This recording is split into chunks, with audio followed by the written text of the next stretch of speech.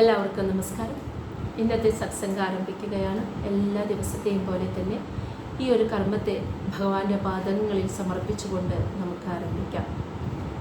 ഭാഗവതം പറയാനും കേൾക്കാനുമുള്ള അനുവാദവും അനുഗ്രഹവും നൽകണേ എന്ന് ഭഗവാനോട് പ്രാർത്ഥിച്ചുകൊണ്ട് തന്നെ നമുക്ക് തുടങ്ങാം. ഓം നമോ നാരായണായ. ഓം നമോ നാരായണായ.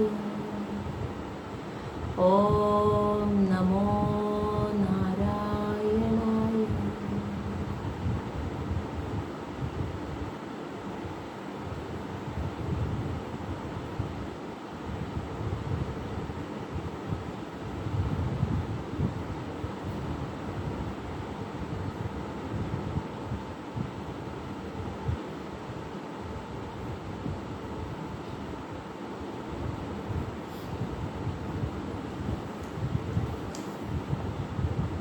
ശ്രീമദ് ഭാഗവതം തൃതീയ സ്കന്ധം അധ്യായം 14. ദിതിയുടെ ഗർഭധാരണമാണ് നമ്മൾ മനസ്സിലാക്കിക്കൊണ്ടിരിക്കുന്നത്. അപ്പോൾ വിതുരര് മൈത്രേയ മഹർഷിയോട് ചോദിക്കുകയാണ്. ഭഗവാന്റെ വരാഹ അവതാര ആവിർഭാവത്തെക്കുറിച്ച് മൈത്രേയ മഹർഷി പറഞ്ഞ് കൊടുത്തതെല്ലാം കേട്ടപ്പോൾ വിതുരർക്ക് കുറേ സംശയങ്ങളുണ്ടായി. അതായത് ദൈത്യരാജാവായിട്ടുള്ള ഹിരണ്യാക്ഷൻ എവിടെ നിന്ന് വന്നു? ആരാണ് ഹിരണ്യാക്ഷൻ? ഹിരണ്യാക്ഷന് ഭഗവാനടുത്ത് ഇത്ര ശത്രുത തോന്നാനായിട്ടുള്ള കാരണം എന്താണ്? ഇങ്ങനെ ഒരുപാട് സംശയങ്ങൾ വിതുരരുടെ മനസ്സിൽ വന്നപ്പോൾ അദ്ദേഹം അത് മൈത്രേയ മഹർഷിയോട് ചോദിക്കുകയാണ്. വിശദമായിട്ട് ആ ചരിതത്തെ പറഞ്ഞു തരണേ എന്ന്. അപ്പോൾ കേൾക്കാനിരിക്കുന്ന ആളുടെ ആ വളരെയധികം ആ ആകാംക്ഷ, അത് കേൾക്കാനുള്ള ആ താല്പര്യം, ആ ആകാംക്ഷ അത് മൈത്രേയ മഹർഷിയെ വളരെയധികം സന്തോഷവാനാക്കി, സംതൃപ്തനാക്കി. അദ്ദേഹം അങ്ങനെ ഭഗവാന്റെ ആ വരാഹ അവതാര കഥയെക്കുറിച്ച് വളരെ വിശദമായി പറഞ്ഞു കൊടുക്കുകയാണ്. അപ്പോൾ ഹിരണ്യാക്ഷൻ്റെ ജനനം അതെങ്ങനെയായിരുന്നു എന്നുള്ളതിനെക്കുറിച്ചാണ് ആദ്യം പറയുന്നത്. ബ്രഹ്മദേവൻ്റെ 10 മക്കളായിട്ടുള്ള മഹർഷിമാർ, നാരദ മഹർഷി, മരീചി, അങ്ങനെ 10 മഹർഷിമാർക്ക് ജന്മം നൽകിയിരുന്നു. അതിലൊരാളാണ് ദക്ഷ പ്രജാപതി. ആ ദക്ഷൻ്റെ മകളായിട്ടുള്ള ദിതി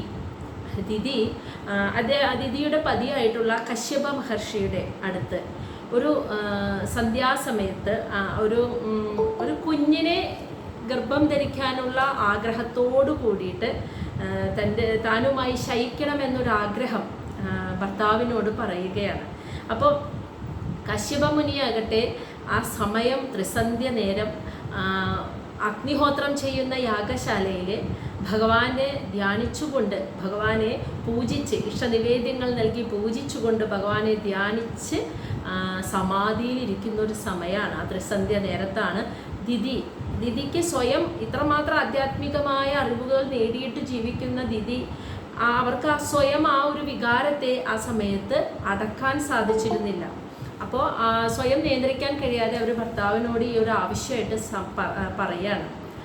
അപ്പോൾ അവർ പറഞ്ഞത് എന്താണെന്ന് വെച്ചാൽ, കാമദേവൻ്റെ ശരങ്ങളേറ്റ് മനസ്സ് പീഡിപ്പിക്കപ്പെടുകയാണ്. എൻ്റെ മനസ്സിനെ എനിക്ക് നിയന്ത്രിക്കാൻ കഴിയുന്നില്ല, ഈ ഒരു വികാരത്തെ എനിക്ക് നിയന്ത്രിക്കാൻ കഴിയുന്നില്ല, അങ്ങ് എന്നെ സഹായിക്കണേ. അതുമാത്രമല്ല, വലിയൊരു ദുഃഖം എനിക്കുണ്ട്. എൻ്റെ സപത്നിമാർ, എൻ്റെ സഹോദരിമാരും അങ്ങയുടെ മറ്റു ഭാര്യമാരുമായിട്ടുള്ളവർക്കെല്ലാം സന്താന സമൃദ്ധിയുണ്ട്, പക്ഷെ എനിക്ക് മക്കളില്ല. അപ്പോൾ കുഞ്ഞുങ്ങളില്ലാത്തതിൻ്റെ ഒരു ദുഃഖം, മക്കളില്ലാത്തതിൻ്റെ ഒരു ദുഃഖം നല്ലോണം ഉണ്ട്. അപ്പോൾ ആ ദുഃഖം എനിക്ക് ഇല്ലാതാക്കാൻ, അങ്ങയിൽ നിന്നൊരു കുഞ്ഞിനെ എനിക്ക് ലഭിക്കാൻ എന്നെ അനുഗ്രഹിക്കണേ എന്നൊക്കെയാണ് ദിതി ആവശ്യപ്പെടുന്നത്. അതായത് ഒരു ഭർത്താവിൻ്റെ ബഹുമാനവും സ്നേഹവും ലഭിക്കുന്ന ഒരു സ്ത്രീ എന്ന് പറഞ്ഞാൽ അവളുടെ ലോകം മുഴുവൻ അവളുടെ യശസ് വർദ്ധിക്കും. ഭർത്താവിൻ്റെ ഒരു കുഞ്ഞിന് ഒരു ജന്മം കൊടുക്കുക എന്ന് പറഞ്ഞാൽ, ശരിക്കും പറഞ്ഞാൽ ആ പുരുഷൻ തന്നെ പുനർജനിക്കുന്നതിന്, ആ വ്യക്തിയുടെ എല്ലാ ഗുണങ്ങളോടും കൂടിയ ഒരു കുഞ്ഞാണ് ജനിക്കുന്നത്. അപ്പോൾ ഭർത്താവിൻ്റെ ഒരു പുനർജന്മം പോലെയാണ് അത്. ശരിക്കും ഭാര്യയിൽ ആ ഭർത്താവ് വീണ്ടും ജനിക്കുകയാണ് സംഭവിക്കുന്നത്. അപ്പോൾ അതൊരു പുനർജന്മം പോലെയാണ് അത് സംഭവിക്കുന്നത്. അപ്പോൾ ആ അർത്ഥത്തിലും ദിതി കശ്യപ മഹർഷിക്ക് ജന്മം കൊടുക്കുന്നത് പോലെയാവും ഒരു കുഞ്ഞിന് ജന്മം കൊടുത്തു കഴിഞ്ഞാലും. അപ്പോൾ ആ ഒരു സൗഭാഗ്യം എനിക്ക് നൽകണേ എന്നിങ്ങനെ പ്രാർത്ഥിക്കുക. എൻ്റെ പിതാവ്, പുത്രിമാരോട് അതീവ താല്പര്യമുള്ള എൻ്റെ പ്രിയ പിതാവ്, ഞങ്ങൾ പെൺമക്കൾ പ്രായമായപ്പോൾ നിങ്ങൾക്ക് ഇഷ്ടവരനെ ആരെയാണ് വരനായി സ്വീകരിക്കാൻ ആഗ്രഹിക്കുന്നത് എന്ന് ചോദിച്ചപ്പോൾ ഞങ്ങൾ 13 പെൺമക്കളുടെയും മനസ്സിലെ ആഗ്രഹം എന്താണെന്ന് മനസ്സിലാക്കിയിട്ട് ഞങ്ങളെ സത്സ്വഭാവിയായ അങ്ങേക്ക് വിവാഹം, കശ്യപ മഹർഷിക്ക് വിവാഹം കഴിച്ചു നൽകുകയാണ്. അതുകൊണ്ട് എന്താ പറയുക, ഭഗവാനായിട്ടുള്ള കശ്യപ മഹർഷി അത്രയ്ക്ക് മഹത്വമേറിയ അങ്ങയുടെ മുന്നിൽ ദുഃഖിച്ചു വരുന്ന ആളുകളുടെ എല്ലാ ദുഃഖങ്ങളെയും ഇല്ലാതാക്കി അവർക്ക് അനുഗ്രഹങ്ങൾ ചൊരിയുന്ന അങ്ങ് എൻ്റെ ഈ ആവശ്യത്തെ കൂടി എനിക്ക് അനുഗ്രഹിച്ച് നൽകണേ എന്ന്, എന്നെ അനുഗ്രഹിക്കണേ എന്ന്, ഈ ആവശ്യം സാധിച്ചു തരണേ എന്ന് ദീദി പറയുകയാണ്. അപ്പം ഇങ്ങനെ ആ മനസ്സിലെ ആ ആഗ്രഹത്തെ നിയന്ത്രിക്കാൻ കഴിയാത്ത അവസ്ഥയിൽ അതിനെ ന്യായീകരിച്ചുകൊണ്ട് കുറേ കാര്യങ്ങളാണ് ദീദി അവിടെ പറയുന്നത്. അപ്പോൾ ദീദിയുടെ ഇത്രയുള്ള വാക്കുകൾ കേട്ടപ്പോൾ കശ്യപ മഹർഷി ആദ്യം തന്നെ അവളെ സമാധാനിപ്പിച്ചുകൊണ്ട് അവളോട് പറഞ്ഞു, തീർച്ചയായിട്ടും ഒരു പത്നിയുടെ ധാർമ്മികമായിട്ടുള്ള ഒരു ആവശ്യം, അത് അർത്ഥമാണെങ്കിലും കാമമാണെങ്കിലും ധാർമ്മികമായ ഒരു ആവശ്യത്തെ സാധിച്ചു കൊടുക്കേണ്ടത് ഒരു ഭർത്താവിൻ്റെ ഉത്തരവാദിത്തമാണ്. അത് തീർച്ചയായിട്ടും ഞാൻ നിനക്ക് സാധിച്ചു തരാം എന്ന് തന്നെയാണ് കശ്യപ മഹർഷി പറയുന്നത്. എന്നിട്ട് പറയാണ്, ആ ഒരു ഭാര്യാഭർത്തൃ ബന്ധത്തിൻ്റെ ആ ഒരു പവിത്രത എന്താണെന്ന് കൂടി പറഞ്ഞു കൊടുക്കണം. അതുകൊണ്ട് നിൻ്റെ ഈ ഒരു ആഗ്രഹത്തെ എനിക്ക് ഒരിക്കലും ഒഴിവാക്കാൻ പറ്റില്ല എന്ന് തന്നെയാണ് പറഞ്ഞു കൊടുക്കുന്നത്. അതായത് സ്ത്രീയും പുരുഷനും ഭാര്യ ബന്ധം എന്ന് പറഞ്ഞാൽ ഒരു പുരുഷൻ്റെ ഒരു ജീവിതകാലത്തിലെ അയാളുടെ എല്ലാ ഉത്തരവാദിത്തങ്ങളും കർമ്മഭാരങ്ങളും ഇതെല്ലാം അയാൾക്ക് പങ്കുവയ്ക്കാനായിട്ട് അയാളുടെ ശരീരത്തിൻ്റെ, ആ വ്യക്തിയുടെ ശരീരത്തിൻ്റെ പാതിയാണ് ആ പത്നി. അങ്ങനെ ഒരാൾ കൂടെ ഉണ്ടാവുമ്പോഴാണ് ജീവിതഭാരം, കുറേ കൂടി സാന്ത്വനത്തിൽ എന്താ പറയുക, ശാന്തമായ രീതിയിൽ അതിനെ ജീവിക്കാൻ ഒരു പുരുഷന് സാധിക്കുന്നത് കൂടെ പത്നിയും കൂടി ഉണ്ടാകുമ്പോഴാണ്.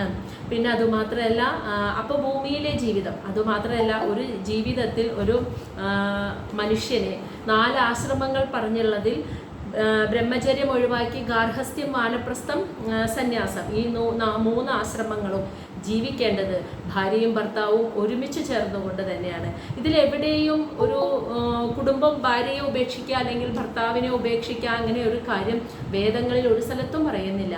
വേദങ്ങളിൽ ഭൂമിയിൽ ജീവിക്കുന്ന മനുഷ്യൻ പുരുഷാർത്ഥങ്ങളാകുന്ന ധർമ്മം, അർത്ഥ, കാമ, മോക്ഷത്തിലൂടെ അതിനെ ആ ജീവിതചര്യയിലൂടെ അത് അനുഷ്ഠിച്ച് ജീവിക്കണമെന്നാണ് പറയുന്നത്. ധാർമ്മികമായ രീതിയിൽ അർത്ഥവും കാമവും അനുഭവിച്ച് ജീവിക്കുമ്പോൾ അവൻ മോക്ഷത്തിന് യോഗ്യമാകുന്ന ഒരു ജന്മത്തിലേക്ക് പോകുന്നു. അതുകൊണ്ടാണ് പുരുഷാർത്ഥങ്ങൾക്ക് ഇത്രയും, ഈ ഭൗതിക ജീവിതം എങ്ങനെ നയിക്കണമെന്നാണ് വേദങ്ങൾ പറയുന്നത്. അവിടെയാണ് പുരുഷാർത്ഥങ്ങളുടെ പ്രാധാന്യവും. അതിലെ ഗാർഹസ്ഥ്യം, വാനപ്രസ്ഥം, സന്യാസം, ഇത് 3ഉം ഭാര്യ ഭർത്താക്കന്മാർ ഒരുമിച്ച് ചേർന്ന് നയിക്കേണ്ടതാണ്. അല്ലാതെ ഗാർഹസ്ഥ്യം കഴിഞ്ഞ് വാനപ്രസ്ഥം വരുമ്പോൾ കുടുംബം ഉപേക്ഷിക്കുക, ഭാര്യ ഉപേക്ഷിക്കുക, അല്ലെങ്കിൽ ഭർത്താവിനെ ഉപേക്ഷിക്കുക, സന്യാസം വരുമ്പോൾ അങ്ങനെ ഉപേക്ഷിക്കുക, അതല്ല. അതൊരിക്കലും ആത്മീയതയല്ല, അതൊരിക്കലും ധർമ്മവുമല്ല. മനസ്സിലായോ? ഒരുമിച്ച് ചേർന്ന് നയിക്കണം എന്നുള്ളത് തന്നെയാണ് യഥാർത്ഥ ജീവിത സാക്ഷാത്കാരം എന്ന് പറയുന്നത്. അത് ഒരുമിച്ച് തന്നെ കൊണ്ടുപോകുമ്പോഴാണ്. അതുകൊണ്ട് എനിക്കൊരിക്കലും നിൻ്റെ ആവശ്യത്തെ എന്താ പറയുക, ഉപേക്ഷിക്കാൻ കഴിയില്ല. നിൻ്റെ ഈ ധാർമ്മികമായ ആവശ്യത്തെ തീർച്ചയായിട്ടും ഞാൻ നിനക്ക് സാധിച്ചു തരാം. പിന്നെ അതുമാത്രമല്ല, ഒരു സന്യാസി എന്ന സന്യാസം അനുഷ്ഠിക്കുന്ന, ഒരു സന്യാസത്തിലിരിക്കുന്ന ഒരു വ്യക്തിക്ക് പഞ്ചേന്ദ്രിയങ്ങൾ, കർമ്മേന്ദ്രിയങ്ങൾ, മനസ്സ് എന്നിങ്ങനെയുള്ള ഈ 11 ഇന്ദ്രിയങ്ങളെ നിയന്ത്രിക്കുക എന്ന് പറയുന്നത് അതീവ കഠിനമാണ് സന്യാസം അനുഷ്ഠിക്കാൻ ശ്രമിക്കുന്ന ഒരു വ്യക്തിക്ക്. അതേസമയം ഒരു കുടുംബസ്ഥനായി ജീവിക്കുന്ന, ഒരു ഗൃഹസ്ഥാശ്രമിയായി ജീവിക്കുന്ന ഒരു വ്യക്തിക്ക് പത്നിയോടുകൂടി തന്നെ തൻ്റെ 11 ഇന്ദ്രിയങ്ങളെയും നിയന്ത്രിക്കാൻ നിഷ്പ്രയാസം, ഇന്ദ്രിയങ്ങളെ ജയിക്കാൻ നിഷ്പ്രയാസം സാധിക്കുമെന്നാണ് പറയുന്നത്. അതിൻ്റെ ക്ലാരിറ്റി എന്താണെന്ന് വെച്ചാൽ, നമ്മളൊരു കുടുംബമായിട്ട് ജീവിക്കുമ്പോൾ ജീവിതത്തിൽ പല പല പ്രശ്നങ്ങൾ നമ്മൾ പ്രതീക്ഷിക്കാത്തതുപോലെ സംഭവിക്കുക, ഒരുപാട് സന്തോഷം നിറഞ്ഞ അനുഭവങ്ങൾ ഉണ്ടാവുക, ദുഃഖം നിറഞ്ഞ അനുഭവങ്ങൾ ഉണ്ടാകുക, നഷ്ടങ്ങൾ ഉണ്ടാവുക, ലാഭങ്ങൾ ഉണ്ടാവുക, ജയപരാജയങ്ങൾ ഉണ്ടാകുക, ഇങ്ങനെയുള്ള കയറ്റിറക്കങ്ങൾ ധാരാളം ഉണ്ടാവും ജീവിതത്തിൽ. അപ്പോൾ അതിനെയൊക്കെ ബാലൻസ് ചെയ്ത് ജീവിക്കുമ്പോഴാണ് ആ ഒരു വ്യക്തി പൂർണ്ണമായിട്ടും ഇന്ദ്രിയങ്ങളെ ജയിച്ചു എന്ന അവസ്ഥയിലേക്ക് എത്തുക.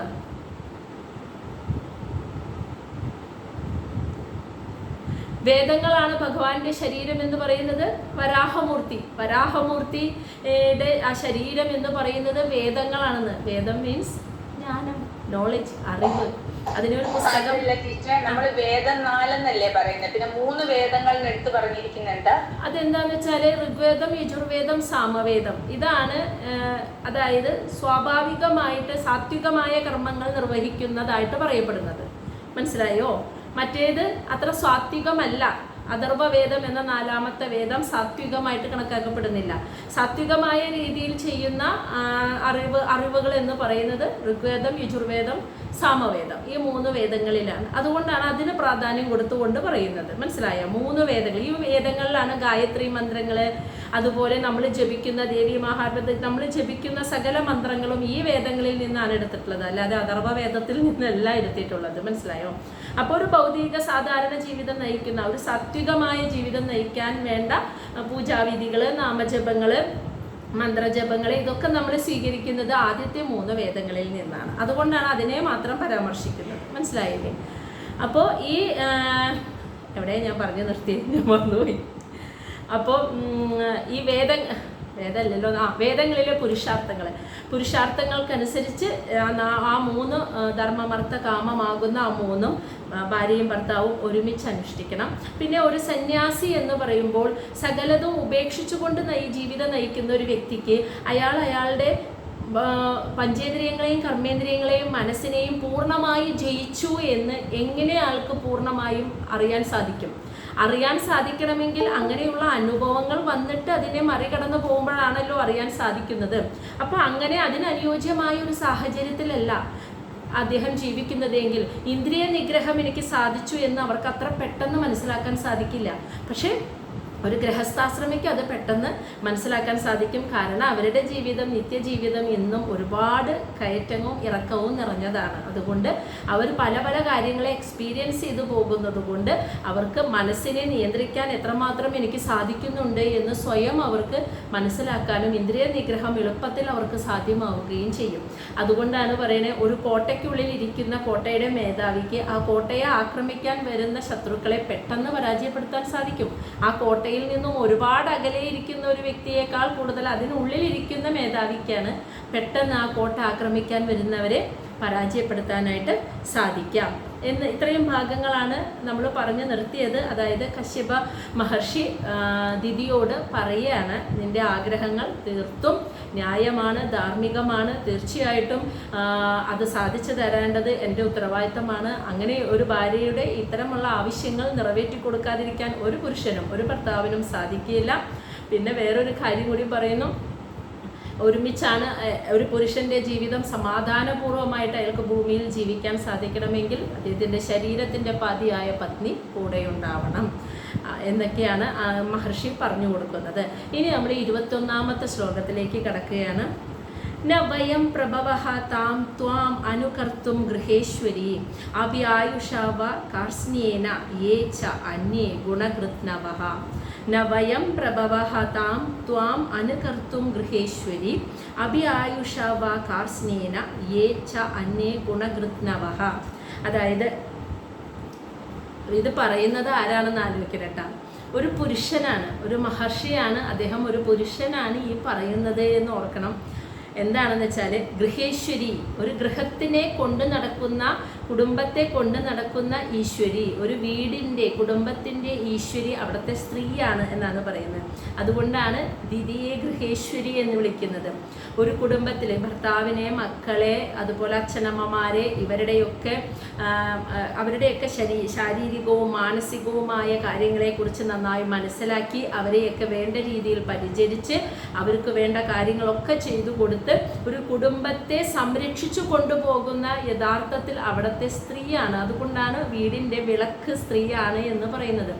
അങ്ങനെ ഒരു കുടുംബത്തിൻ്റെ ഈശ്വരിയായിട്ടുള്ള സ്ത്രീകളെ അത് പറയുന്നത് ത്വാം എന്ന് വെച്ചാൽ അങ്ങനെയുള്ള നിന്നെ, ദിതിയെ വിളിക്കുകയാണ്, നിന്നെ അനുകർത്തും, നിന്നെ പോലെയുള്ള സ്ത്രീകളെ അനുകർത്തും എന്ന് വെച്ചാൽ പിന്തുടരുക, നിങ്ങൾ ചെയ്യുന്നത് പോലെ അനുകരിച്ച് ചെയ്യാൻ ശ്രമിച്ചാലും വയം, ഞങ്ങളെപ്പോലെയുള്ള പുരുഷന്മാർക്ക് ന പ്രഭവഃ, അത് പൂർണ്ണമായും സാധ്യമല്ല, ഞങ്ങൾ അതിന് കഴിവുള്ളവരല്ല എന്ന്.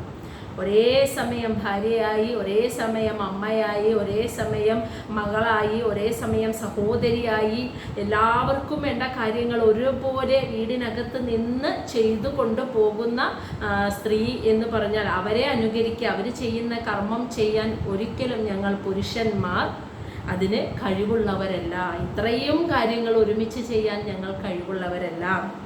എന്നിട്ട് പറയാണ് അഭി ആയുഷ, ഒരായുഷ്കാലം മുഴുവനും, കാർസ്നേന എന്ന് വെച്ചാൽ മുഴുവനും, ഒരായുഷ്കാലം മുഴുവനും കർമ്മം ചെയ്താലും, അന്യേ എന്ന് വെച്ചാൽ മറ്റുള്ളവർ, ഗുണകൃത്നവ എന്ന് വെച്ചാൽ മറ്റുള്ളവർ അവരേത് ഏത് ആൾക്കാരായാലും അവർ ഏതൊക്കെ തരത്തിലുള്ള ഗുണങ്ങളും കഴിവുകളും യോഗ്യതകളും ഉള്ളവരാണെങ്കിൽ പോലും ഒരായുഷ്കാലം മുഴുവൻ കർമ്മം ചെയ്താലും ഒരു സ്ത്രീയുടെ കർമ്മത്തിനൊപ്പം അത് ആവില്ല.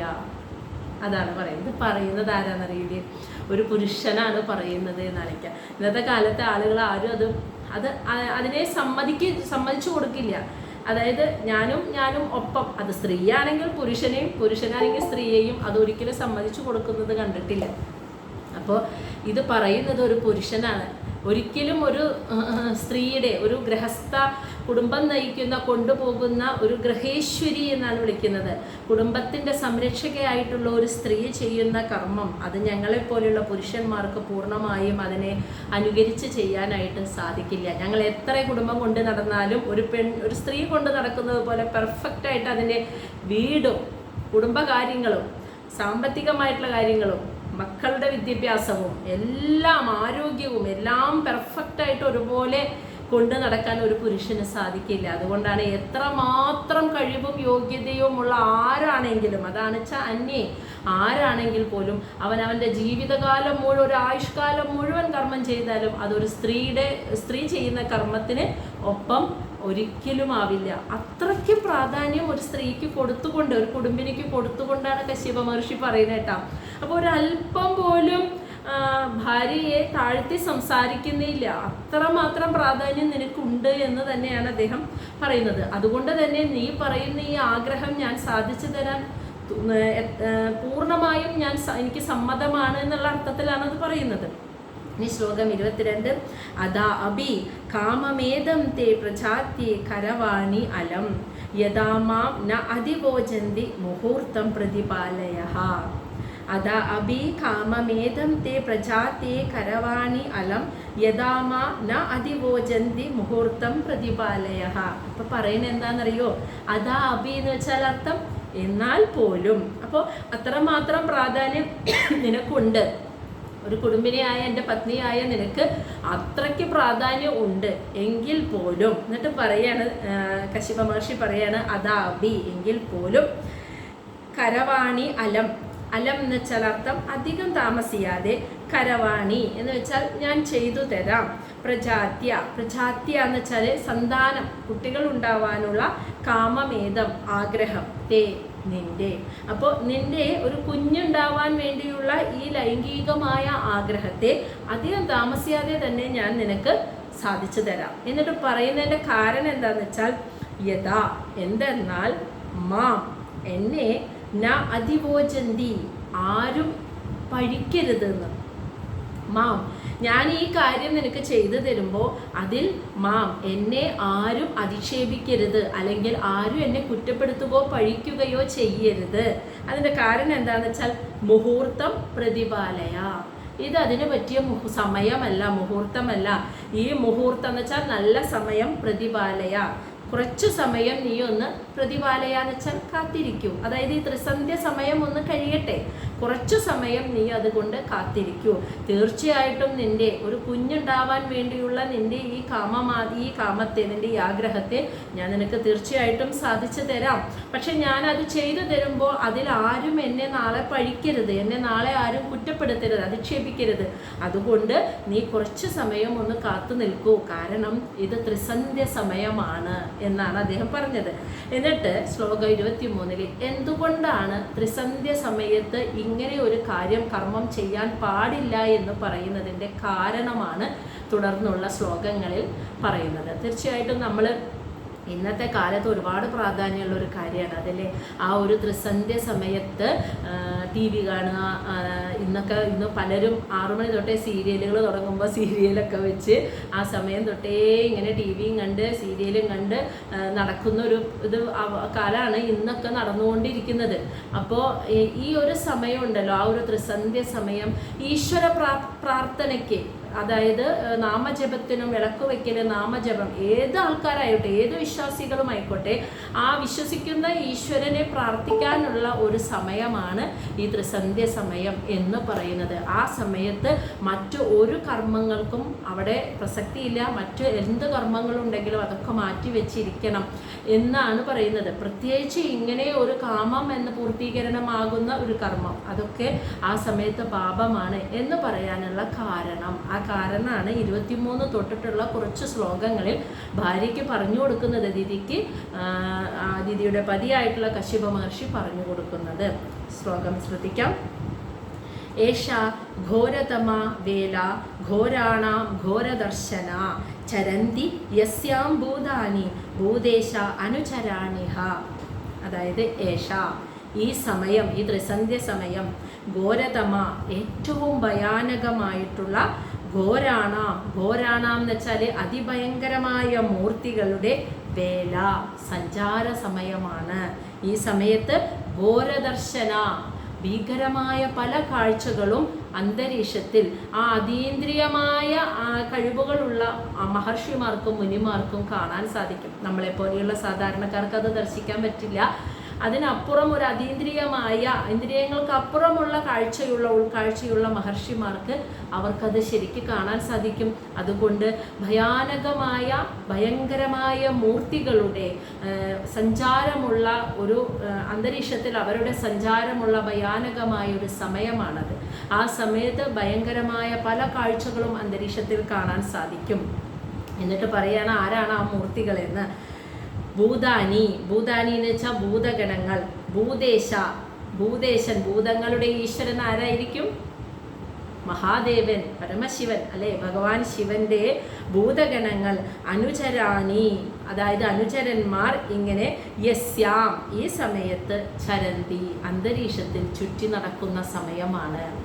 അതായത് മഹാദേവൻ, ഭൂതങ്ങളുടെ സർവചരാചരങ്ങളുടെയും ഭൂതഗണങ്ങളുടെയും ഈശ്വരനായിട്ടുള്ള മഹാദേവന്റെ ഭൂതഗണങ്ങൾ, അനുചരന്മാർ അന്തരീക്ഷത്തിൽ ചുറ്റി സഞ്ചരിക്കുന്ന സമയമാണ് ഈ ത്രിസന്ധ്യ സമയം.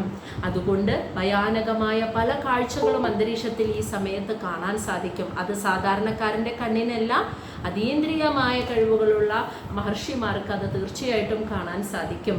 അതുകൊണ്ട് തന്നെ ഈ ഒരു ഭയാനകമായ മൂർത്തികളുടെ സഞ്ചാരമായ സമയത്ത് ഇങ്ങനെയൊരു കർമ്മം നമ്മൾ ചെയ്യാൻ പാടില്ല. അതുകൊണ്ടാണ് ആ ത്രിസന്ധ്യ സമയം ഒന്ന് കഴിയട്ടെ, കുറച്ചു നേരം ക്ഷമിക്കൂ, കാത്തിരിക്കൂ എന്ന് അദ്ദേഹം പത്നിയോട് പറഞ്ഞത്. അല്ലാതെ നിന്റെ ആഗ്രഹത്തിന് തെറ്റില്ല, പക്ഷെ ഈ സമയം ഒന്ന് കഴിയട്ടെ എന്നാണ് പറഞ്ഞു കൊടുത്തത്. ശ്ലോകം 24. ഇനി ഭൂതഗണങ്ങൾ മാത്രമല്ല, കൂടെ ഭൂതഗണങ്ങളുടെ ഈശ്വരനായിട്ടുള്ള മഹാദേവനും അന്തരീക്ഷത്തിൽ ചുറ്റി സഞ്ചരിക്കുന്ന സമയമാണ്. അതാണ് ശ്ലോകം 24 പറയുന്നത്. ഏതസ്യാം സാധ്വി സന്ധ്യായാം ഭഗവൻ ഭൂതഭാവനഃ പരീതഃ ഭൂത പർഷാദ്ഭി വൃഷേണ അടതി ഭൂധരാട്.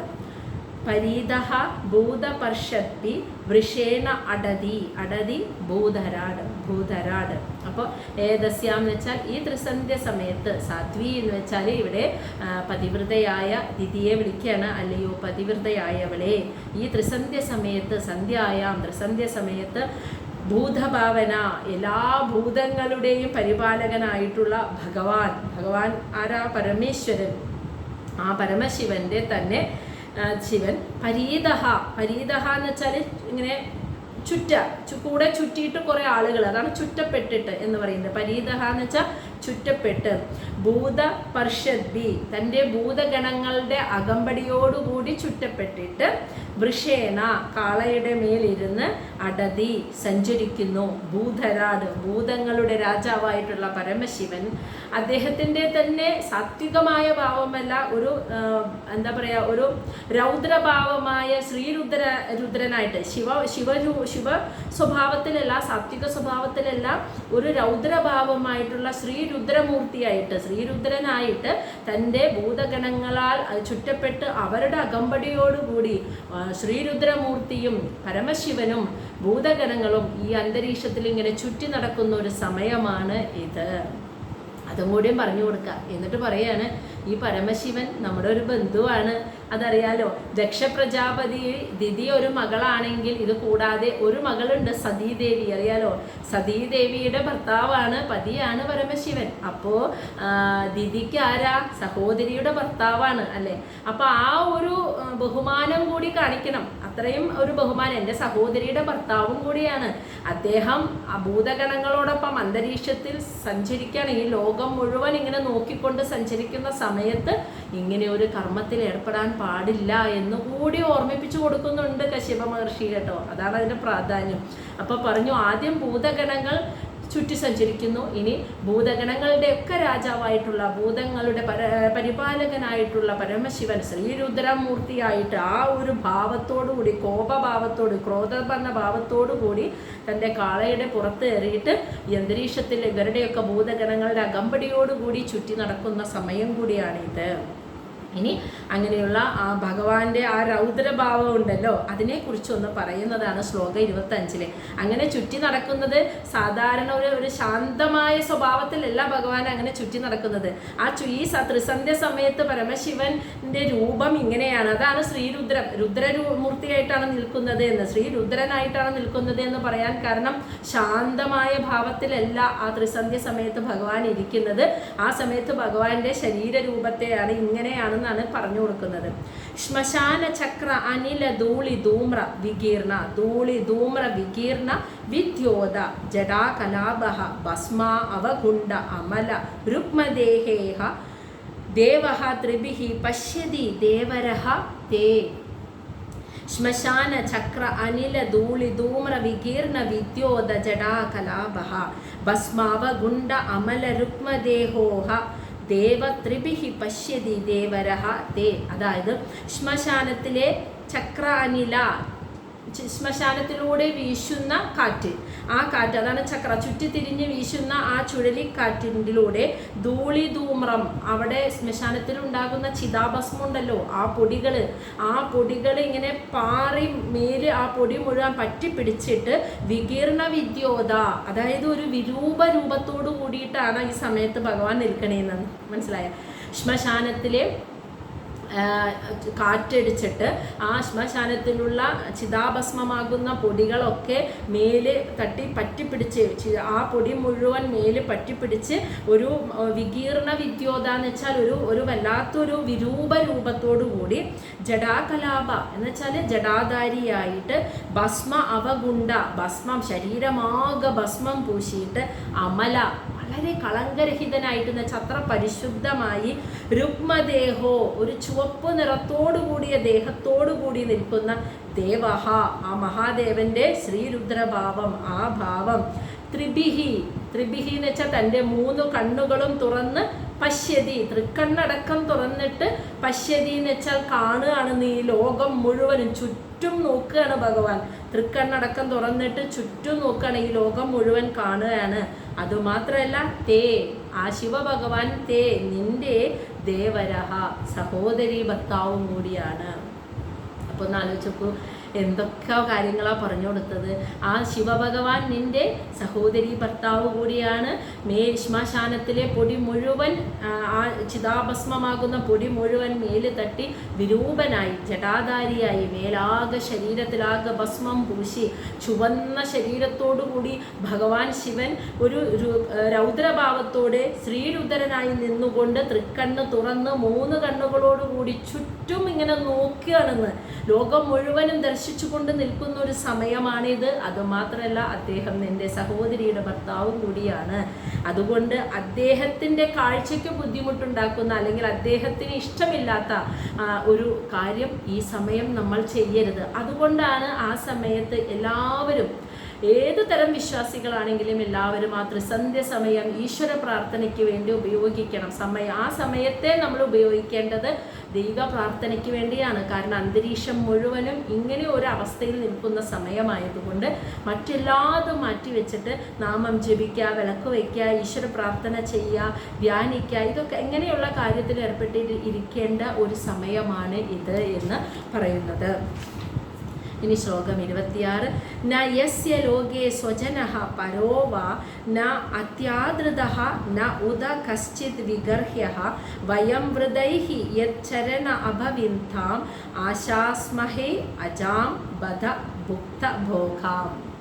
ന യസ്യ ലോകേ സ്വജനഃ പരോവഃ ന അത്യാദൃതഃ ന ഉദ കശ്ചിത് വിഗർഹ്യഃ വയം വൃദൈഃ യച്ചരണ അഭവിത്താം ആശാസ്മഹേ അജാം ഭദ ഭുക്ത ഭോഗാം. എന്നിട്ട് ശിവഭഗവാന്റെ മഹാത്മ്യത്തെ, ആ മഹത്വത്തെ ഇത്രയും പറഞ്ഞിട്ട് മനസ്സിലായില്ലെങ്കിൽ ദിദിക്ക് ഒന്നും കൂടി പറഞ്ഞു കൊടുക്കുകയാണ്. ആ മഹാദേവന്റെ മഹത്വത്തെക്കുറിച്ച് പറഞ്ഞു കൊടുക്കുന്ന വരികളാണ് കേട്ടോ ഇത്. അതായത് യസ്യ, ആ ഭഗവാൻ ശിവൻ, ലോകേ, ഈ ലോകത്തിൽ, സ്വജനഹ, എൻ്റെ സ്വന്തം ബന്ധുക്കളെന്നോ, പരോവഹ, ഇനി അന്യരെന്നോ ന, ഇല്ല എന്നെന്ന്. ആ ഭഗവാനെ, ആ മഹാദേവനെ, ശിവഭഗവാനെ ഈ ലോകത്ത് ഇവരൊക്കെ എൻ്റെ സ്വന്തം ബന്ധുക്കൾ, ഇവരൊക്കെ അന്യര് എന്നൊരു ഭാവമില്ല. ഇനി ന അത്യാദൃത, ഭഗവാൻ ആരോടും പ്രത്യേകമായ ഒരു സ്നേഹമോ ആദരവോ പരിഗണനയോ ഒന്നും തന്നെ ഇല്ല. അതാണ് ന അത്യാദൃത.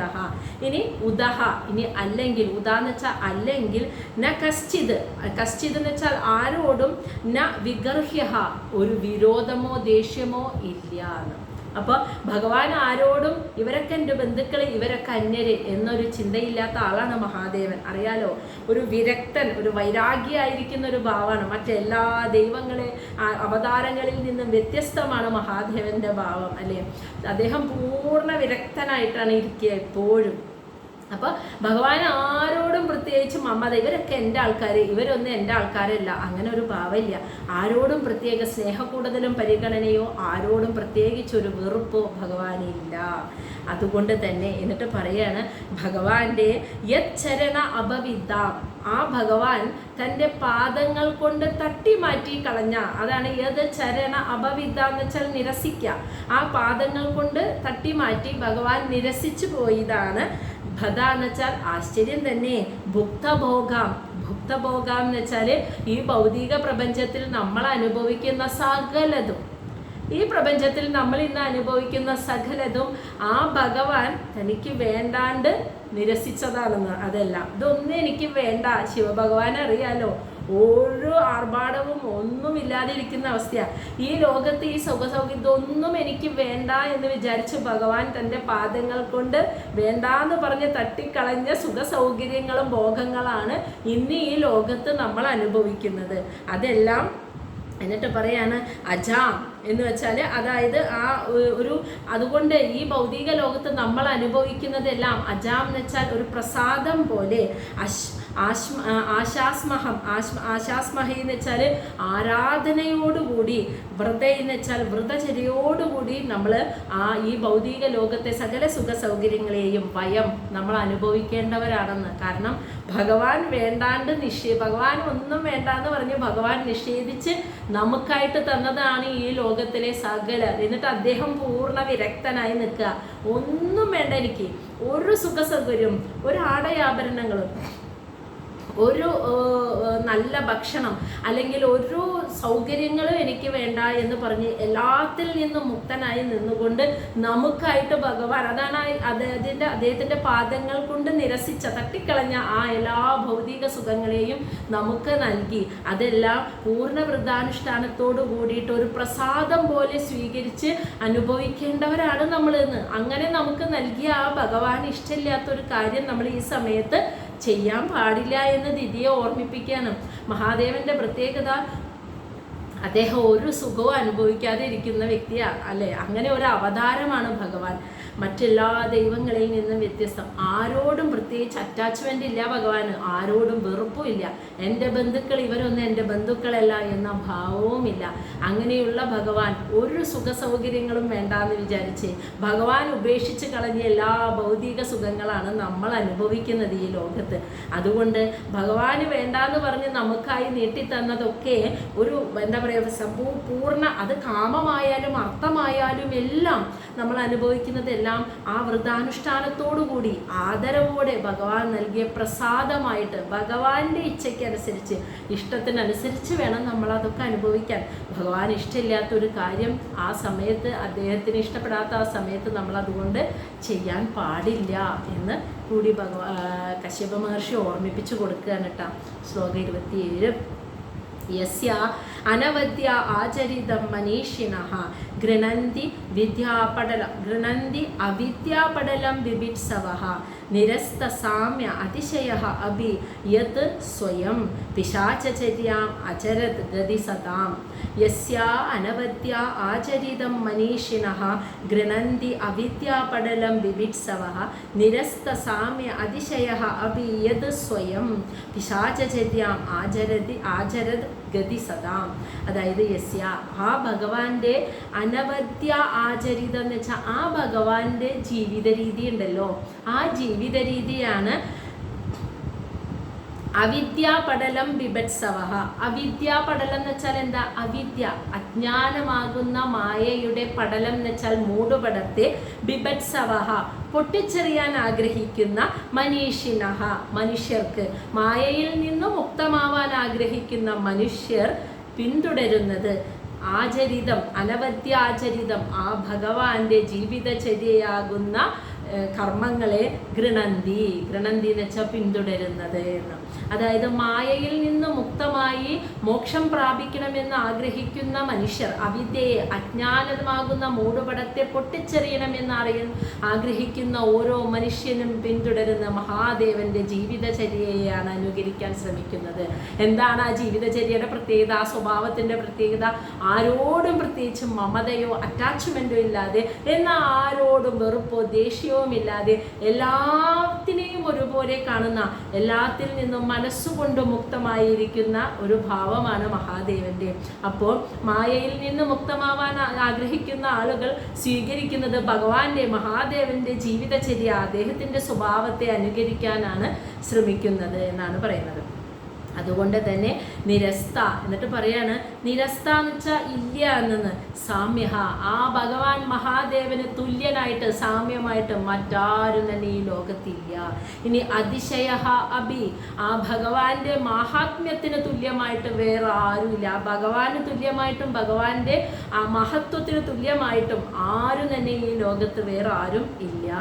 അങ്ങനെയുള്ള ആ ഭഗവാൻ ഗതിം സദാ, സദാ എന്ന് വെച്ചാൽ സജ്ജനങ്ങൾക്ക് ഗതി, പരമമായ ഗതിയെ നൽകുന്ന ആ ഭഗവാൻ തന്നെയാണ് യത് സ്വയം, ആ ഭഗവാൻ തന്നെയാണ് സ്വയം പിശാചചര്യാം ആചരത്. പൈശാചികമായ ഈ ഒരു പ്രവൃത്തിയെ, ഭൂതഗണങ്ങളെയൊക്കെ ഇറക്കി ക്രോധത്തോടുകൂടി ഇങ്ങനെ തൃക്കണ്ണ് തുറന്നു നോക്കുന്ന ആ ഒരു പൈശാചിക ഭയാനകമായ ആ ഒരു കർമ്മത്തെ ആചരിക്കുന്നത് എന്ന് വെച്ചാൽ ചെയ്യുന്നത്. അത്ഭുതം തന്നെയാണല്ലേ ഭഗവാന്റെ സ്വഭാവം. അതായത് മോക്ഷത്തിൽ നിന്ന്, മായയിൽ നിന്ന് മുക്തമായി മോക്ഷം നേടാൻ ആഗ്രഹിക്കുന്ന ഏതൊരു മനുഷ്യനും പിന്തുടരാൻ ശ്രമിക്കുന്ന സ്വഭാവം ഭഗവാന്റെയാണ്, മഹാദേവന്റെ സ്വഭാവത്തെയാണ് അനുകരിക്കാനും പിന്തുടരാനും വേണ്ടി അവർ ശ്രമിക്കുന്നത്. അങ്ങനെയുള്ള ഭഗവാന് തുല്യമായിട്ട് വേറെ ആരുമില്ല, ഭഗവാന്റെ മഹാത്മ്യത്തിന് തുല്യമായിട്ടും ഈ ലോകത്ത് മറ്റാരും തന്നെ സാമ്യം ചെയ്യാൻ, താരതമ്യം ചെയ്യാൻ ഇല്ലാത്തവനാണ് ഭഗവാൻ മഹാദേവൻ. അങ്ങനെയുള്ള ഭക്തന്മാർക്ക് പരമമായ ഗതിയെ നൽകുന്ന ആ മഹാദേവൻ തന്നെയാണ് ഈ ഒരു ഭയാനകമായ പൈശാചികമായ ഒരു ഭാവത്തോടു കൂടി ഇവിടെ ഇങ്ങനെ വിഹരിക്കുന്നത് എന്ന് ഓർക്കണം. എന്ന് വെച്ചാൽ ശിവ എന്ന നാമത്തിൻ്റെ അർത്ഥം തന്നെ മംഗളകരമായ സത്ത എന്നാണ്. നമ്മൾ ശിവഭഗവാനെ ആരാധിക്കുമ്പോൾ മറ്റെല്ലാ ദൈവങ്ങളെയും വളരെയധികം ആടയാഭരണങ്ങളോടുകൂടി, ഒരു രൂപത്തോടുകൂടി, വസ്ത്രം, നിറം, ആഭരണങ്ങൾ ഇതൊക്കെ അണിഞ്ഞ് നമ്മൾ പൂജിച്ച് ആ വിഗ്രഹത്തെ പൂജിക്കുമ്പോൾ ശിവനെ മാത്രം നമ്മൾ ഒരു ലിംഗഭാവത്തിൽ ശിവലിംഗമായിട്ടാണ് നമ്മൾ. ആഭരണങ്ങളില്ല, ആടയാഭരണങ്ങളില്ല, വസ്ത്രങ്ങളില്ല, പട്ടുവസ്ത്രങ്ങളില്ല, ഒന്നുമില്ല. ഒരു ശിവലിംഗമായിട്ട് മാത്രമാണ് നമ്മൾ ശിവനെ ആരാധിക്കുന്നത്. അതിൻ്റെ അർത്ഥം എന്താണെന്ന് വെച്ചാൽ ശിവൻ എന്ന വാക്കിൻ്റെ അർത്ഥം തന്നെ മംഗളകരമായ ഒരു സത്ത എന്നാണ്. അതായത് നമ്മൾ പരമാത്മാവ് എന്ന് പറയുമല്ലോ, ആ പരമാത്മാവ് 2 ചൈതന്യങ്ങൾ ചേർന്നതാണ്. ഒന്ന് പുരുഷനും 2 പ്രകൃതിയും. ഇത് രണ്ടും കൂടി ചേർന്നതാണ് പുരുഷ പ്രകൃതി സംയോഗമാണ് പരമാത്മാവ്. ഇതിലെ പുരുഷനാണ് ശിവൻ, പ്രകൃതിയാണ് പാർവതി എന്ന് പറയുന്നത്. അതുകൊണ്ടാണ് ശിവപാർവതിമാർ ഒരു കഥ കേട്ടിട്ടില്ലേ, ഗണപതിയോട് ലോകം മുഴുവൻ ചുറ്റി വരാൻ മക്കളോട് പറഞ്ഞപ്പോൾ ഗണപതി ഉടനടി ഭഗവാൻ അച്ഛനെയും അമ്മേനെയും അങ്ങോട്ട് ചുറ്റി വന്നു. കാരണം ശിവൻ എന്ന് പറഞ്ഞാൽ പരമപുരുഷനും പാർവതി എന്ന് പറയുന്നത് പ്രകൃതിയുടെയും പ്രതീകമാണ് ശിവനും പാർവതിയും.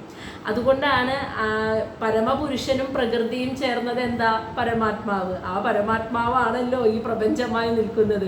അതുകൊണ്ട് പ്രപഞ്ചത്തെ ചുറ്റി വരിക എന്ന് പറഞ്ഞാൽ ആ പരമാത്മാവിനെ ഇവർ 2 പേരും ആകുന്ന പരമാത്മാവ് വലം വെച്ചാൽ മതി. പരമാത്മാവാണ് ശിവപാർവതിമാർ, പുരുഷ പ്രകൃതി എന്നത്. അതുകൊണ്ടാണ് അർദ്ധനാരീശ്വര സങ്കല്പത്തിന് ഇത്രയും പ്രാധാന്യം വന്നത്. പകുതി ശിവനും പകുതി പാർവതിയും.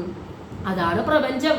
കാരണം പരമപുരുഷനും ഉണ്ട് അതിനകത്ത്, പ്രകൃതിയാണ് ആ പ്രപഞ്ച ഭൗതിക രൂപത്തിലായി നിൽക്കുന്നതും. അപ്പോൾ പുരുഷനും പ്രകൃതിയും ചേർന്നതാണ് ശിവൻ എന്ന് പറയുന്നത്. അപ്പോൾ ശിവൻ എന്ന് പറഞ്ഞാൽ അതിലെ പുരുഷനാണ്, മംഗളകരമായിട്ടുള്ള ഒരു സത്ത, അതാണ് ശിവൻ. ആ ജ്ഞാനമാണ് ശിവൻ എന്ന് പറയുന്നത്. ആ ശിവന്റെ തന്നെ ഉള്ളിൽ ലയിച്ചിരിക്കുന്ന സ്ത്രൈണഭാവമാകുന്ന പ്രകൃതി, ആ പ്രകൃതി ശിവൻ ഇച്ഛിക്കുകയാണ്, ആ പുരുഷൻ ഇച്ഛിക്കുകയാണ് എനിക്ക് എന്നെ അറിയണമെന്ന്. അപ്പോൾ ആ ഇച്ഛയ്ക്കനുസരിച്ച് ആ പ്രകൃതി ആ ഇച്ഛ എന്താണോ അതിനായിട്ട് ശരീരമനോബുദ്ധികളാകുന്ന ഭൗതിക വസ്തുക്കളെ അതിൻ്റെ മായയിൽ നിന്നും, മായയുടെ സ്വഭാവം എന്താ, സത്വരജ തമോ ഗുണങ്ങൾ 3ആയി പിരിഞ്ഞ് അതിൽ നിന്നും പലതായി പിരിഞ്ഞ്, എല്ലാത്തിലുമുണ്ട് ഈ ത്രിഗുണ സ്വഭാവം, അങ്ങനെ പിരിഞ്ഞു വന്നു. അപ്പോൾ ആ പരമാത്മാവ് ഇങ്ങനെ പ്രകൃതിയുടെ മായയിൽ നിന്നും സത്വരജ തമോ ഗുണങ്ങളാൽ പിരിഞ്ഞപ്പോൾ പരമാത്മാവിൻ്റെ പരമപുരുഷൻ്റെ പ്രതീകമായിട്ട് വന്നതാണ് പരമശിവൻ. അതാണ് ശിവൻ എന്ന നാമം ഭഗവാന് കൊടുത്തത്. അതുകൊണ്ടാണ് ഭഗവാനെ ഒരു വിഗ്രഹ രൂപത്തിൽ ആർഭാടങ്ങളോടുകൂടി പൂജിക്കാത്തതും. കാരണം അത് പുരുഷനാണ്, പരമപുരുഷനെയാണ് പ്രതിനിധീകരിക്കുന്നത് ശിവൻ. അപ്പോൾ ശിവന്റെ തന്നെ ഭാവമായിട്ടുള്ളത്, ശിവനിൽ തന്നെ ലയിച്ചിരിക്കുന്നതാണ് പാർവതിയാകുന്ന പ്രകൃതി എന്ന് പറയുന്ന മായ. അപ്പോൾ പുരുഷന്റെ ഇച്ഛയ്ക്കനുസരിച്ചാണ് മായ സൃഷ്ടി ചെയ്യുന്നത് എന്ന് നമുക്കറിയാം. നമ്മൾ മുന്നേ ഇതൊക്കെ മനസ്സിലാക്കിയിട്ടാണ്. പുരുഷൻ ഇച്ഛിച്ചപ്പോഴാണ് മായ സൃഷ്ടി, അതിൻ്റെ സത്വരജ തമോ ഗുണങ്ങൾ പലതായി വിഭജിച്ച് പല പല രൂപഭേദങ്ങളിലൂടെ വന്നത്. അത് നമ്മൾ കണ്ടതാണ്. അപ്പോൾ പുരുഷനാണ് ആദ്യം ഇച്ഛിച്ചത്, അപ്പോഴാണ് മായ പ്രവർത്തിച്ചത്. അപ്പോൾ മഹാദേവൻ തന്നെയാണ് ഈ പ്രകൃതിയെ വരെ നിയന്ത്രിക്കുന്നത്. പ്രകൃതിയെ വരെ നിയന്ത്രിച്ച് ഭഗവാന്റെ ഇച്ഛയ്ക്കനുസരിച്ചാണ് പ്രകൃതി സൃഷ്ടികർമ്മം നടത്തുന്നത് എന്നർത്ഥം. അപ്പം അത്രയും മാത്രം ഈ പ്രകൃതി ശക്തിയെ വരെ നിയന്ത്രിക്കുന്ന ആളാണ് പരമശിവൻ എന്നാണ് ഇവിടെ കശ്യപ മഹർഷി പറയുന്നത്. അങ്ങനെ അതുകൊണ്ട് തന്നെയാണ് ഭഗവാൻ, അതായത് തന്നിൽ തന്നെയുള്ള ശിവഭഗവാൻ ആ ഒരു പൈശാചികമായ ആ ഒരു ഭയാനകമായ ഭാവത്തെ കാണിക്കുന്നത് എന്തുകൊണ്ടാണെന്ന് വെച്ചാൽ സത്വരജ തമോ ഗുണമാകുന്ന പ്രകൃതി എന്ന ശക്തിയുടെ മായയുടെ സ്വഭാവത്തെ കാണിക്കുകയാണ്. ശാന്തസ്വരൂപത്തോടു കൂടിയും ഭഗവാൻ ഇരിക്കുന്നു, ഭയാനകമായ ഭാവത്തോടു കൂടിയും തമോ ഗുണം കൂടി നിൽക്കുന്ന അവസ്ഥയിലും ഭഗവാൻ ഇരിക്കുന്നു.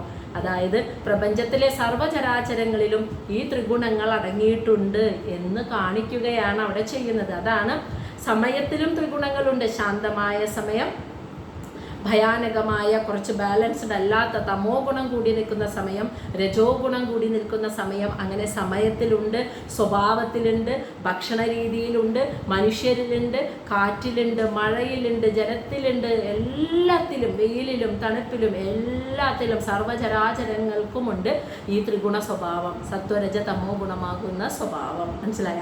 അത് നമുക്ക് ആ പ്രകൃതിയുടെ ആ സ്വഭാവത്തെ കാണിച്ചു തരികയാണ് ഭഗവാൻ ആ ത്രിസന്ധ്യ നേരത്ത് തമോ ഗുണം കൂടി നിൽക്കുന്ന ഭാവത്തോടു കൂടി നിൽക്കുന്നത്. മനസ്സിലായോ? അതാണ് ഭഗവാന്റെ ഇത്രയും എന്നാൽ ആ പ്രകൃതിയെ തന്നെ ആ ഭഗവാന്റെ ഇച്ഛയ്ക്കനുസരിച്ചാണ് ഈ പ്രവർത്തിക്കുന്നത്.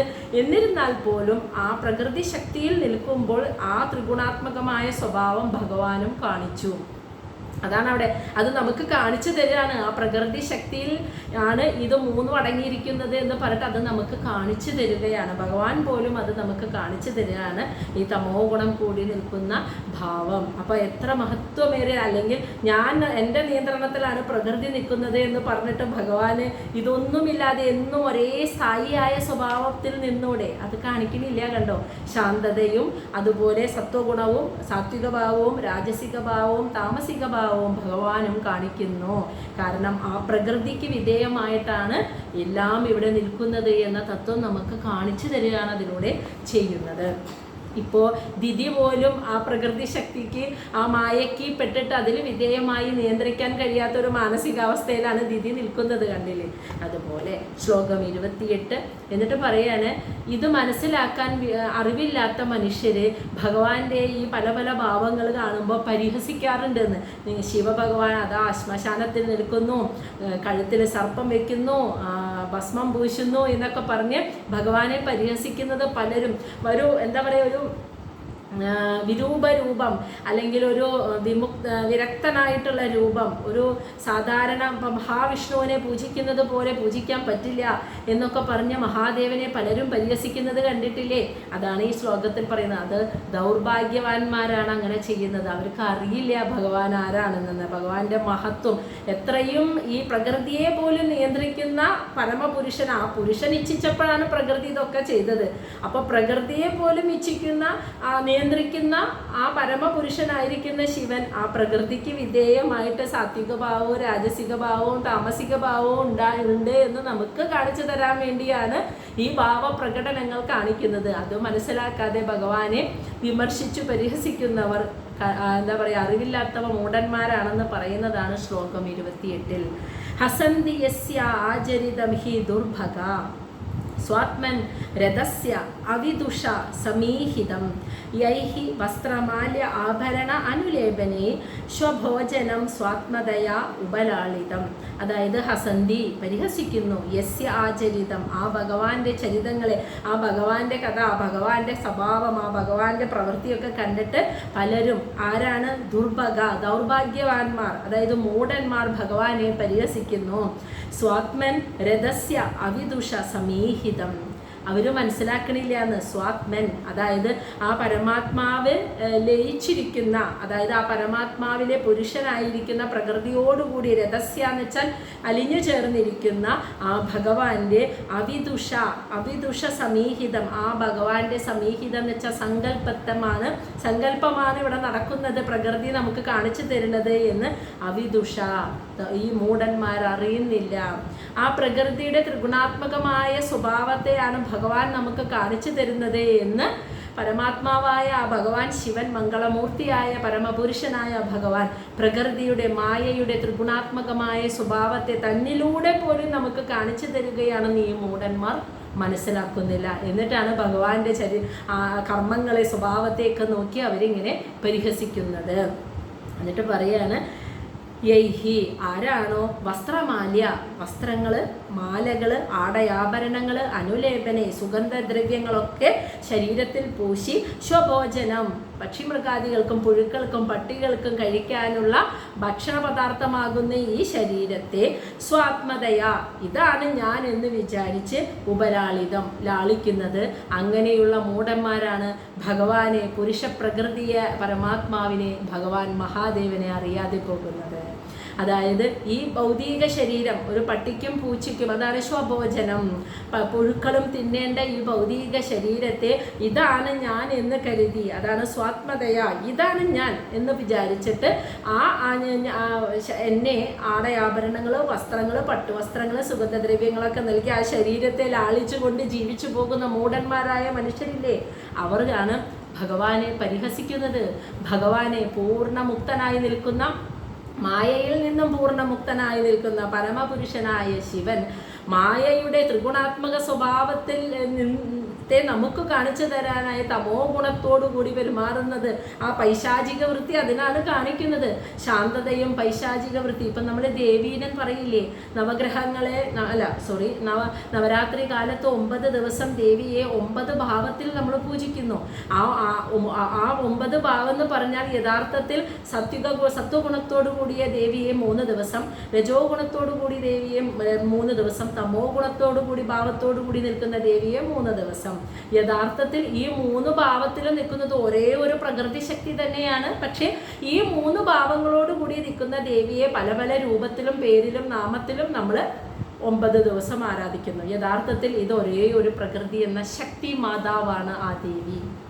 അപ്പോൾ ആ ഭാവ വ്യത്യാസം എല്ലാത്തിലും ഉണ്ട് എന്ന് നമുക്ക് മനസ്സിലാക്കാൻ വേണ്ടിയാണ് അവതാരങ്ങളൊക്കെ അങ്ങനെ ആ ഭാവ വ്യത്യാസങ്ങളെ പ്രകടിപ്പിക്കുന്നത്.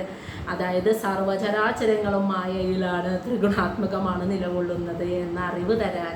അത് മനസ്സിലാക്കാതെ ഈ ഒരു അറിവ് എടുക്കാതെ ശരീരമാണ് ഞാൻ എന്ന ഭൗതികതയിൽ നിന്ന് മുഴുകി ആർഭാടങ്ങളോടുകൂടി ജീവിക്കുന്ന മൂഢന്മാർ ഭഗവാന്റെ ഇങ്ങനെയുള്ള ഭാവവ്യത്യാസങ്ങളെ പരിഹസിക്കാറുണ്ട്. അവരറിവില്ലാത്തവരാണ് എന്നാണ് പറഞ്ഞത്. ശ്ലോകം 29. ബ്രഹ്മാദയഃ യത് കൃത സേതുപാല യത് കാരണം വിശ്വമിദം ച മായ ആജ്ഞാകരീ തസ്യ പിശാചചര്യ അഹോ വിഭൂം ന ചരിതം വിഡംബനം.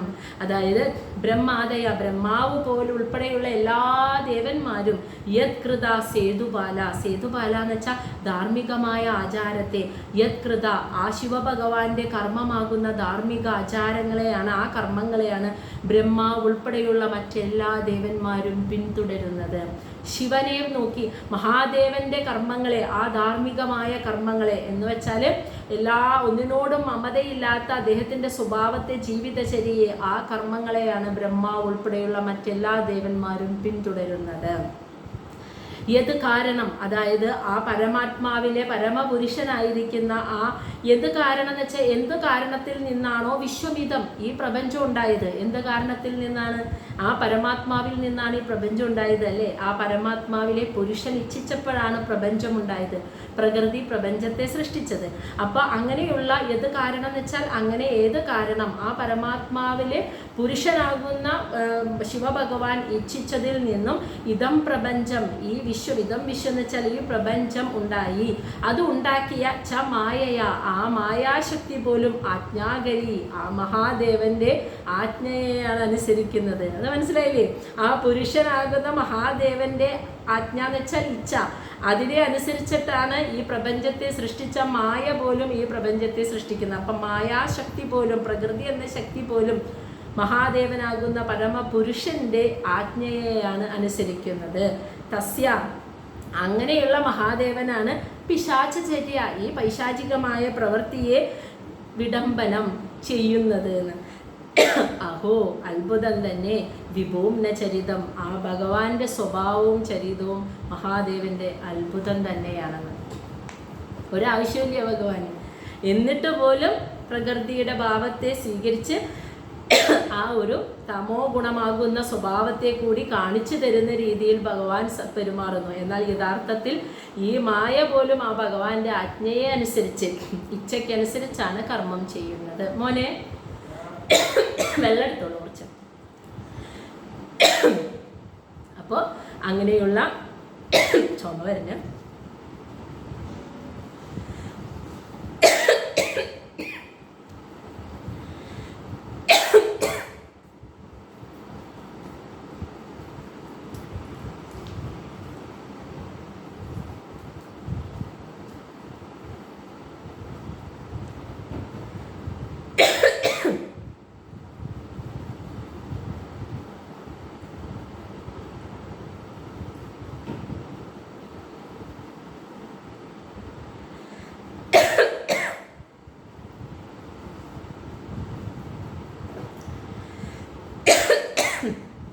അങ്ങനെ അതാണ് ആ ഭഗവാന്റെ സ്വഭാവ മഹാത്മ്യം എന്ന് പറഞ്ഞു കൊടുക്കുകയാണ് കശ്യപ പ്രജാപതി.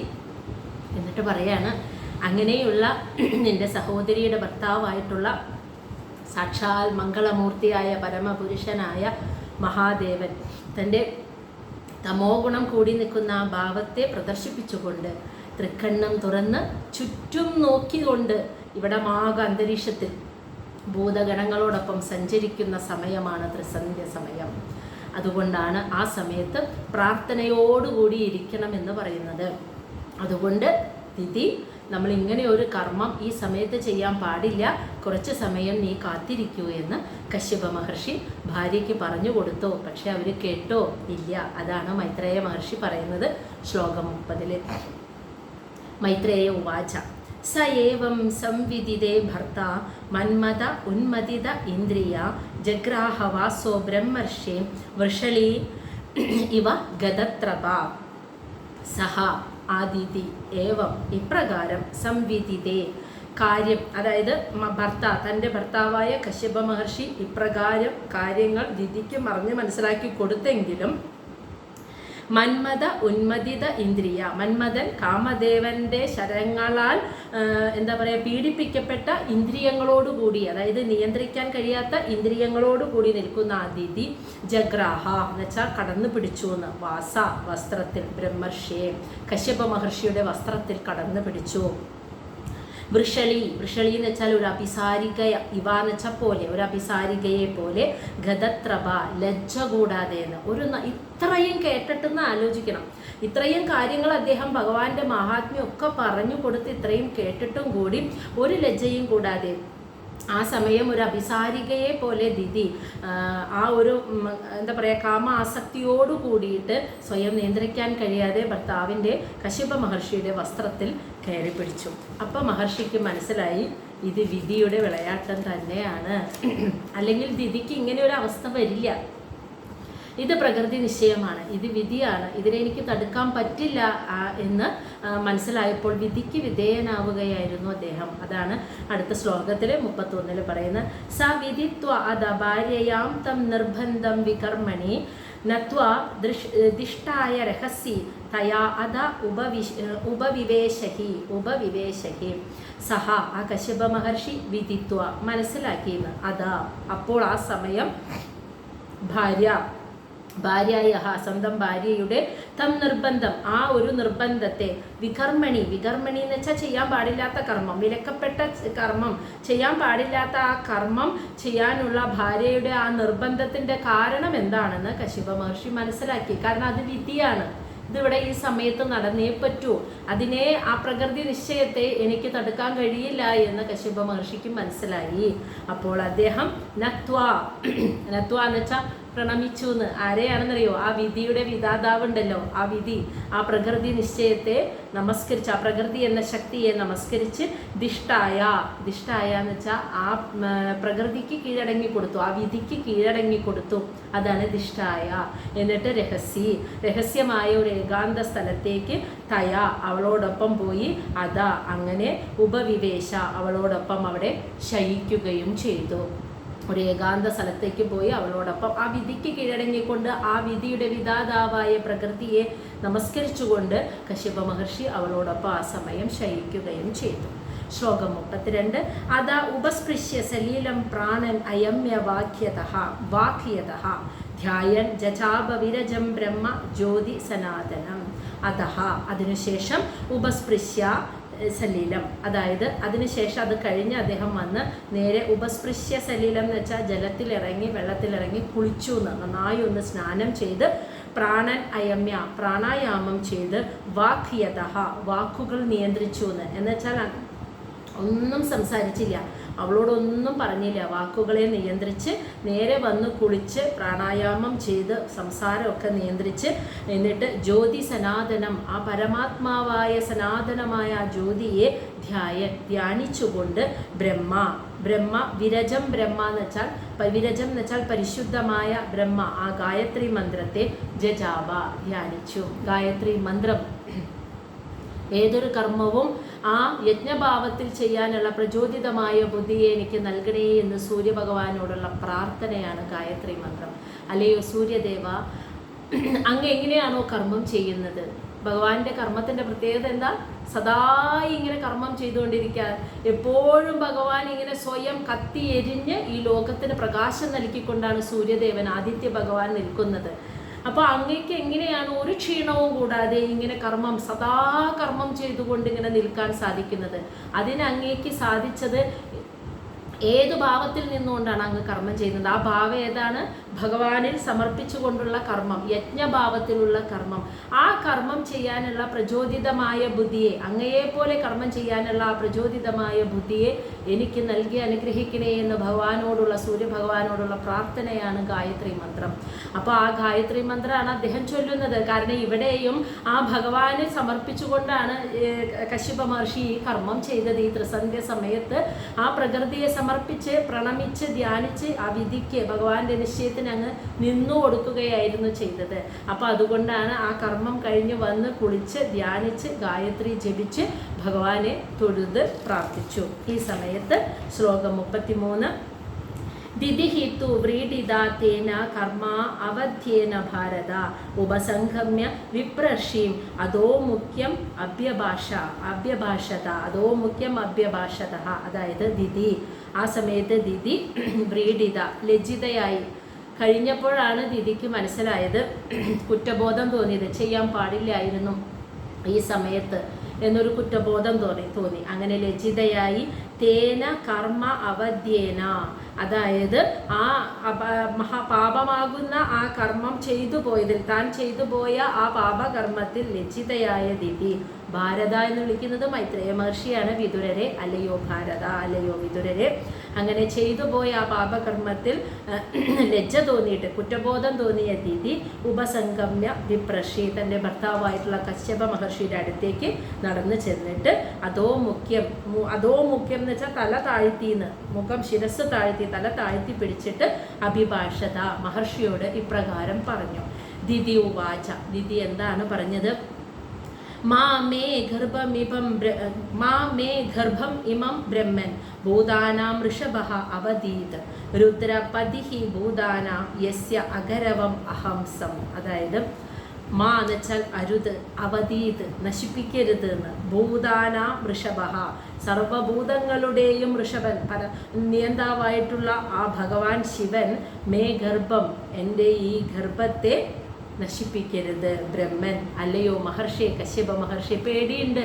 ശിവഭഗവാൻ ഇഷ്ടമില്ലാത്തൊരു കർമ്മമാണ് ചെയ്തത്, ഇഷ്ടമല്ലാത്ത സമയത്ത്. അപ്പോൾ അതിലൂടെ ഉണ്ടായ എൻ്റെ ഈ ഗർഭത്തെ എന്നെ ഭഗവാൻ ശിക്ഷിക്കരുത്, ഈ ഒരു ഗർഭത്തെ ഭഗവാൻ നശിപ്പിക്കരുതേ. രുദ്രപതിഹി ഭൂതാനാം, സകല ഭൂതങ്ങളുടെയും പതിയായിട്ടുള്ള ആ ഭഗവാൻ, യസ്യ അഗരവം അഹംസം, ആ ഭഗവാനോട്, യസ്യ എന്ന് വെച്ചാൽ ആ ഭഗവാനോട്, അഗരവം എന്ന് വെച്ചാൽ ഞാൻ ചെയ്തത്, അഹംസം മഹാപരാധമാണ്. അപ്പം ദിദിക്ക് മനസ്സിലായി, കഴിഞ്ഞിട്ടാണ് മനസ്സിലാവുന്നത്, ആ മഹാദേവനോട് ഞാൻ ചെയ്തത് വലിയൊരു അപരാധമാണ്. ആ ഭഗവാൻ, സർവചരാചരങ്ങളുടെയും പതിയായിട്ടുള്ള ആ ഭഗവാൻ എന്നെ ശിക്ഷിക്കരുത്, ഈ ഗർഭത്തെ നശിപ്പിക്കരുത്, അതിനായി അങ്ങ് പ്രാർത്ഥിക്കണേ എന്ന് കശ്യപ മഹർഷിയോട് പറയാനാണ് ദിതി വന്നത്. അങ്ങനെ പറഞ്ഞുകൊണ്ട് ദിതി സ്വയം ആ ഭഗവാനെ നമിച്ച് പ്രാർത്ഥിക്കുകയാണ്, ഭഗവാൻ ശിക്ഷിക്കരുതേ എന്ന് മഹാദേവനോട് പ്രാർത്ഥിക്കുന്നതാണ് ശ്ലോകം 35. നമോ രുദ്രായ മഹദേ ദേവായ ഉഗ്രായ മീഡുഷേ ശിവായ നസ്തദണ്ഡായ ധൃതദണ്ഡായ മന്യവഹ. നമഃ, ഞാൻ നമിക്കുന്നു, രുദ്രായ അല്ലയോ രുദ്ര ഭഗവാനെ, മഹദേ മഹത്തായ ശിവഭഗവാനെ, ദേവായ ഉഗ്രായ മീഡുഷേ ദേവന്മാരിൽ ഉഗ്രരൂപിയായ ഭഗവാനെ, മീഡുഷേ എന്ന് വെച്ചാൽ ഭക്തന്മാരുടെ സകല ആഗ്രഹങ്ങളെയും ഭൗതിക ആഗ്രഹങ്ങളെയും നിറവേറ്റി കൊടുക്കുന്ന അല്ലയോ രുദ്രദേവനായ ശിവഭഗവാനെ, ശിവായ മംഗളസ്വരൂപനെ, ന്യസ്തദണ്ഡായ അതായത് പാപം ചെയ്തതിൽ ദുഃഖിച്ച് അങ്ങയുടെ പാദങ്ങളിൽ ശരണാഗതി അടഞ്ഞവരെ ശിക്ഷിക്കുന്നില്ല, അതാണ് ന്യസ്തദണ്ഡ, ശിക്ഷ കൊടുക്കുന്നില്ല, അവർക്ക് ശിക്ഷ കൊടുക്കുന്നില്ല. എന്നാൽ ധൃതദണ്ഡായ, തെറ്റ് മനസ്സിലാക്കാതെ വീണ്ടും വീണ്ടും തെറ്റാണെന്ന് അറിഞ്ഞുകൊണ്ട് തന്നെ തെറ്റ് പാപകർമ്മം ചെയ്തുകൊണ്ടിരിക്കുന്നവർക്ക് കഠിന ശിക്ഷയും കൊടുക്കുന്ന മന്യവഹ, ക്രോധത്തോടുകൂടി നിൽക്കുന്ന മംഗളമൂർത്തിയായ ശിവഭഗവാനെ, അവിടുത്തെ നമഃ ഞാനിതാ നമസ്കരിക്കുന്നു. അപ്പോൾ ശിവായ മംഗളമൂർത്തിയായ, മന്യവേ കോപസ്വരൂപനായ, ന്യസ്തദണ്ഡായ എന്ന് വെച്ചാൽ ശിക്ഷിക്കില്ല, തെറ്റ് ചെയ്തെങ്കിലും അത് തെറ്റാണെന്ന് മനസ്സിലാക്കിയപ്പോൾ ഭഗവാന്റെ പാതാരവിന്ദങ്ങളിൽ ശരണാഗതി അടഞ്ഞവരെ ശിക്ഷിക്കാത്ത, എന്നാൽ അറിഞ്ഞുകൊണ്ട് വീണ്ടും വീണ്ടും പാപകർമ്മം അഹങ്കാരത്തോടുകൂടി ചെയ്തുകൊണ്ടിരിക്കുന്നവർക്ക് കൊടും ശിക്ഷയെ കൊടുക്കുന്ന അങ്ങനെയുള്ള ഉഗ്രരൂപിയായ ദേവ, രുദ്രദേവ, മഹാദേവ, അങ്ങയെ ഞാനിതാ നമസ്കരിക്കുന്നു. എൻ്റെ പാപകർമ്മത്തിൽ എന്നെ അങ്ങ് ശിക്ഷിക്കരുതേ, ഈ ഗർഭത്തെ അങ്ങ് നശിപ്പിക്കരുതേ എന്ന് ദിതി ഒരു പ്രാർത്ഥന ഭഗവാനായി സമർപ്പിക്കുക, ഭഗവാന്റെ മുന്നിൽ സമർപ്പിക്കുകയാണ്. അപ്പം ഇന്നത്തെ സത്സംഗം ഇവിടെ തീരുന്നു. ഇനി ഇതിൻ്റെ ബാക്കി നമുക്ക് അടുത്ത ദിവസം